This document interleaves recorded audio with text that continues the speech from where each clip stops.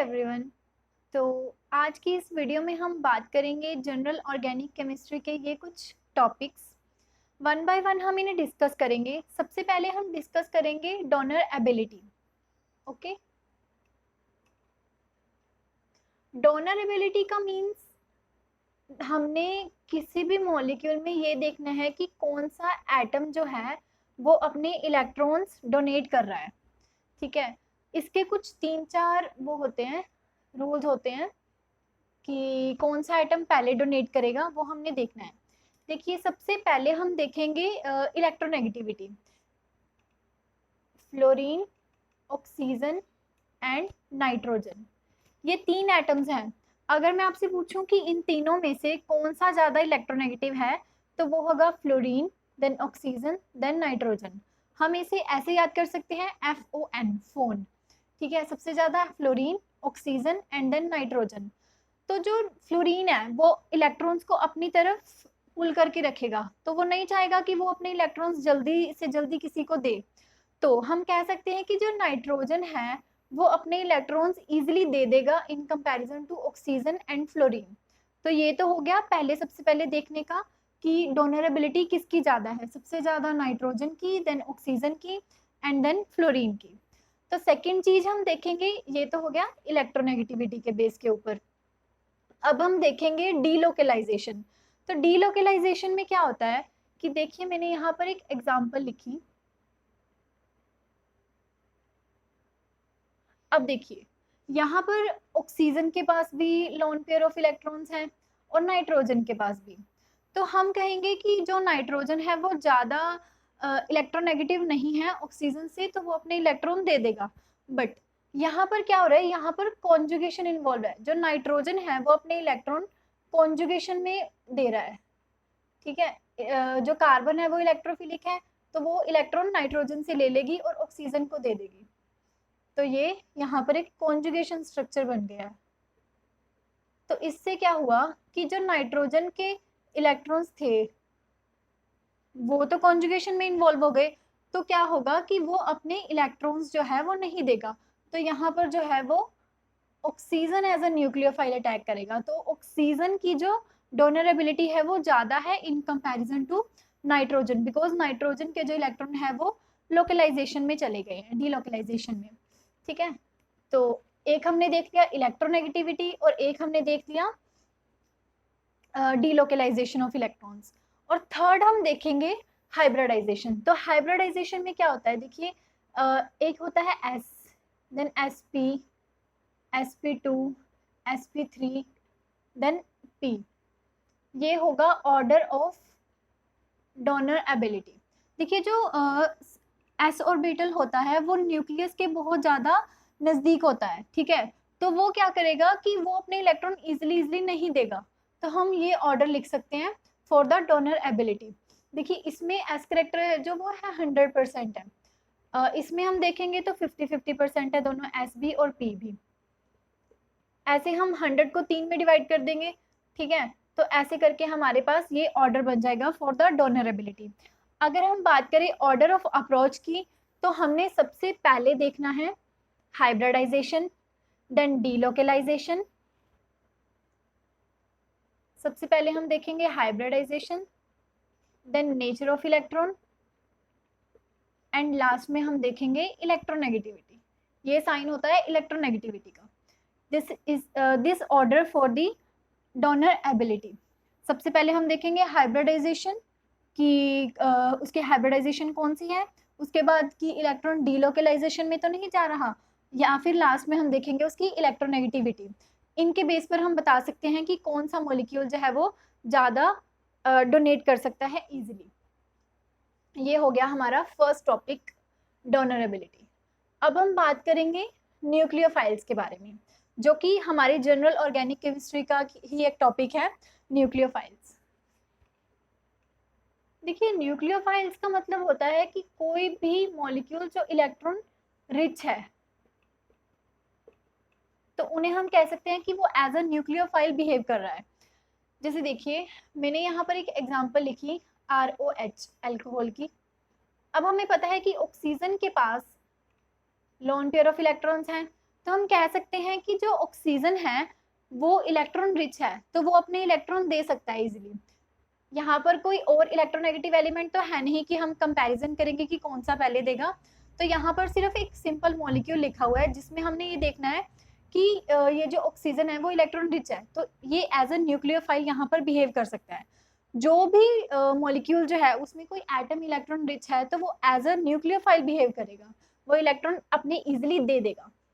अगर मैं यहाँ पर दो एग्जांपल्स लिखती हूँ, एक तो है RO नेगेटिव और एक ROH, ये A है और ये B है, ठीक है। अब देखिए इसके पास भी ऑक्सीजन के पास लोन पेयर ऑफ इलेक्ट्रॉन्स हैं और इस ऑक्सीजन के पास भी।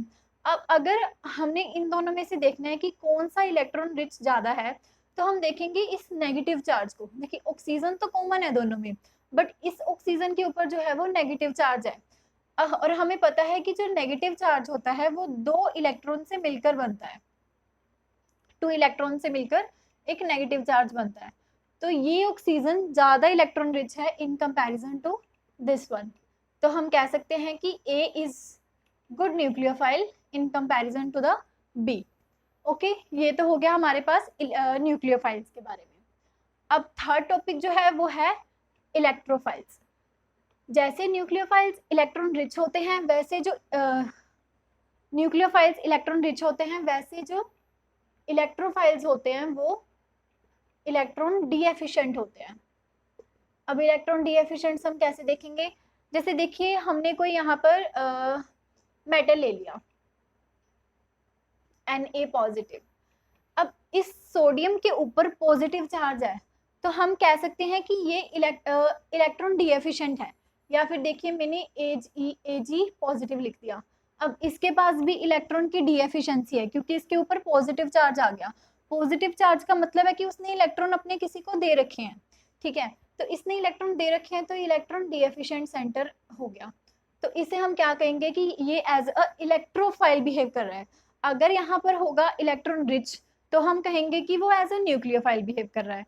बट अगर हमारे पास उसके ऊपर कोई पॉजिटिव चार्ज आ गया तो हम कह सकते हैं कि वो एज अ इलेक्ट्रोफाइल बिहेव कर रहा है। कई बार क्या होता है कि कोई चार्ज भी प्रेजेंट नहीं होता, लाइक हमने एग्जाम्पल ले ली BF3 की। हमें पता है कि बोरोन के तो वैसे पी ऑर्बिटल में जो है वो इलेक्ट्रॉन की कमी होती है, तो वो भी एज अ न्यूक्लियो इलेक्ट्रोफाइल जो है वो बिहेव करेगा। ओके, ये हमने 3 टॉपिक देख लिए, डोनरेबिलिटी, न्यूक्लियोफाइल्स एंड इलेक्ट्रोफाइल्स। अब नेक्स्ट हम डिस्कस करेंगे डी कार्बोक्सिलेशन। ये हमारे ऑर्गेनिक के छोटे छोटे टॉपिक हैं जो कि हमें रिएक्शंस को समझने में बहुत हेल्प करते हैं। जैसे कि देखिए नेक्स्ट हम डिस्कस करेंगे डी कार्बोक्सिलेशन। जब हम ऑर्गेनिक केमिस्ट्री के बड़े बड़े मैकेनिज्म्स देखते हैं तो वहां पर ये रूल्स बहुत काम आते हैं। जैसे कि देखिए हमें कोई किसी रिएक्शन में हीट गिवन है, तो वहां पर हम ऑर्डर ऑफ अप्रोच के उससे देख सकते हैं कि वहां पर डी कार्बोक्सिलेशन हो सकता है। अब डी कार्बोक्सिलेशन का मतलब क्या है, लॉस ऑफ CO2, ठीक है। CO2 क्या होती है, एक गैस होती है। जब भी हमारी किसी रिएक्शन में कोई भी गैस रिलीज हो रही है तो हम वहां पर क्या कहेंगे कि उसकी जो एंट्रोपी है वो इंक्रीज कर रही है। ये चीज बहुत इंपॉर्टेंट है और हमारी बहुत हेल्प करती है रिएक्शंस में, कि जब भी कोई जो रिएक्शन में कोई गैस रिलीज हो रही है तो वहां पर एंट्रोपी इंक्रीज हो गई, तो कोई भी मॉलिक्यूल चाहता है कि उसकी एंट्रोपी इंक्रीज हो, ठीक है। तो जहां पर भी हमें दिखे किसी रिएक्शन के मैकेनिज्म में कि वहां पर जो गैस रिलीज हो रही है तो उसे करवा देना चाहिए, क्योंकि वो उसकी एंट्रोपी को इंक्रीज कर रहा है। एंट्रोपी को इंक्रीज करने का मतलब कि वो रिएक्शन जो है अपनी उसकी एंट्रोपी इंक्रीज हो रही है, ठीक है। तो जैसे देखिए मैंने यहाँ पर एक एग्जांपल लिखी, ये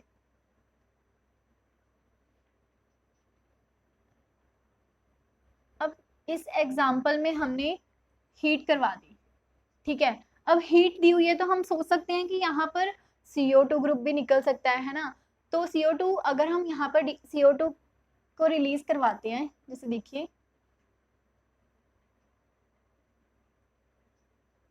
सॉरी, तो इस डायरेक्शन में, यहाँ पर जो H पॉजिटिव है, H नेगेटिव जो है वो इजिली रिलीज हो जाएगा। क्यों होगा? जैसे देखिए यहाँ पर जब हमने CO2 रिलीज करवाई तो क्या हुआ कि जब ये CO2 गैस रिलीज हुई तो यहाँ पर जो आएगा वो नेगेटिव चार्ज आएगा। ठीक है, अब हमने देखना है कि ये नेगेटिव चार्ज जो है वो इस मॉलिक्यूल में स्टेबल है या नहीं। जैसे देखिए अगर ये नेगेटिव चार्ज इस मॉलिक्यूल में स्टेबल नहीं हुआ तो वहां पर तो हम सोचेंगे भी नहीं कि यहाँ पर डीकार्बोक्सिलेशन जो है वो हो सकती है। ठीक है, देखिए अब ये जो नेगेटिव चार्ज है वो यहाँ पर डिलोकलाइजेशन में जा रहा है। ठीक है, तो यहाँ पर हम कह सकते हैं कि ये जो नेगेटिव चार्ज है वो स्टेबल है। ओके, अब मैं यहाँ पर एक और एग्जांपल लिखती हूँ।